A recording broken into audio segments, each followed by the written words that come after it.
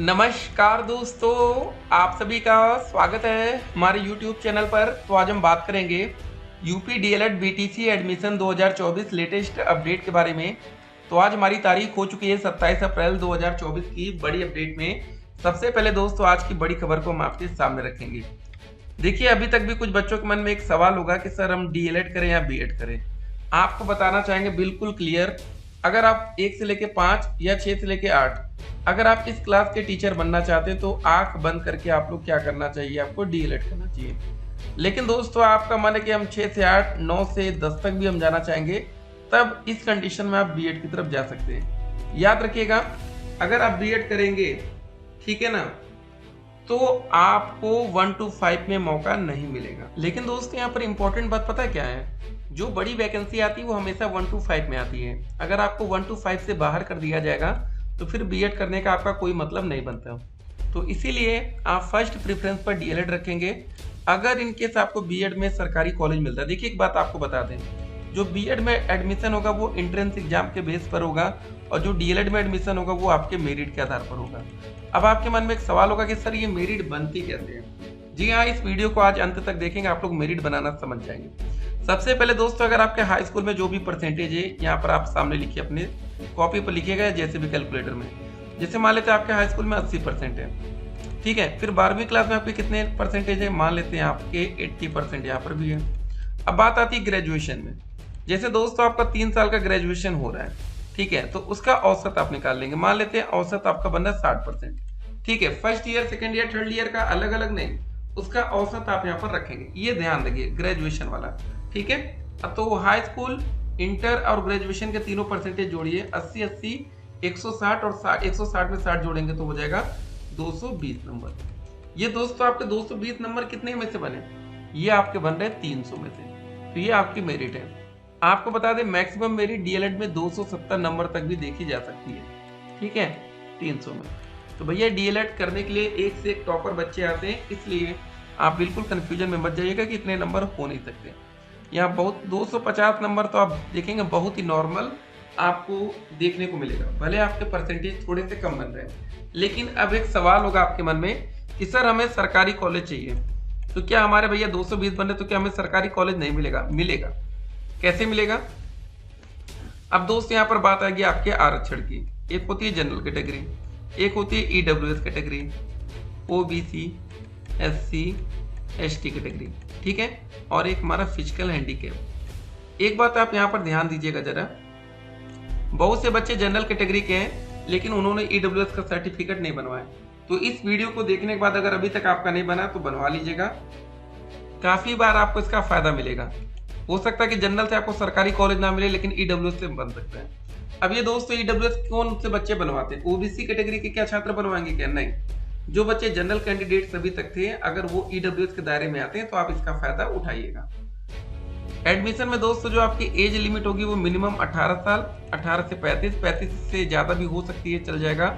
आरक्षण में आपको फायदा मिलेगा। फीस आपकी 10,200 रुपए एक साल की सरकारी कॉलेज में है, प्राइवेट की बात करें तो 41,000। एलिजिबिलिटी क्राइटेरिया आपका ग्रेजुएशन कंप्लीट हो और 50% मिनिमम, आरक्षित वर्ग में 45%। देखिए कितने कम जगह में आपको क्या क्या चाहिए हमने समझा दिया। सबसे पहले आपको अपना रजिस्ट्रेशन करना पड़ेगा, उसके बाद आपको तुरंत पेमेंट करना होगा फीस का, ठीक है ना। मतलब फॉर्म तो बड़ा रहता है लेकिन स्टार्टिंग में ही आपको पेमेंट करा लिया जाएगा कि भैया ये ना हो कि पूरा फॉर्म भरते लास्ट में आप पेमेंट करें, ऐसा नहीं है। उसके बाद आपको फोटोग्राफ एंड सिग्नेचर अपलोड करना है, प्रिंट एप्लीकेशन फॉर्म, ठीक है। यहाँ पर आप देख सकते हैं डीएलएड प्रशिक्षण, ये बहुत इंपॉर्टेंट है, ठीक है। सबसे इंपॉर्टेंट होता है आपका शैक्षिक अर्हता। जी हाँ, आपका देखिए हाई स्कूल यूपी बोर्ड से, सीबीएसई से, आईसीएसई से कोई दिक्कत नहीं है। और यहाँ देखिए स्नातक वाला इंपॉर्टेंट है, आपका ग्रेजुएशन में न्यूनतम 50% अंक हो। लेकिन अगर आप आरक्षण में आते, जैसे अनुसूचित जाति लिखा है, अनुसूचित जनजाति, अन्य पिछड़ा वर्ग, विकलांग, स्वतंत्रता संग्राम सेनानी, आश्रित या भूतपूर्व सैनिक स्वयं के अभ्यर्थियों को न्यूनतम अंकों में 5% की छूट मिलेगी, ठीक है। तो ये आप जरा ध्यान रखेंगे। ये हो गया हमारी बातें। उसके बाद दोस्तों देखिए फीस कितनी लगेगी। जब फॉर्म भरेंगे तो आपको 700 रुपये जनरल ओबीसी में, एससी और एसटी कैटेगरी में 500 रुपये, विकलांग श्रेणी में 200 रुपये। एक बात और आपको बताना चाहेंगे, ये दोस्तों इस बार 2024 में परिवर्तित भी हो सकता है। ठीक है, 700 को बढ़ाकर 1000 तक भी जा सकता है, 500 को 700, 200 को 500 हो सकता है। फीस आपके देखिए 10,200 रुपये यहाँ सरकारी कॉलेज में आप पहले साल दूसरे साल भी है। लेकिन आपको एक बात बता दें, सरकारी कॉलेज में आपको 2,500 पर रिफंड हो जाएगा जब आपका 2 साल कंप्लीट होगा डीएलएड का, तो ये देखिए रिफंडेबल है।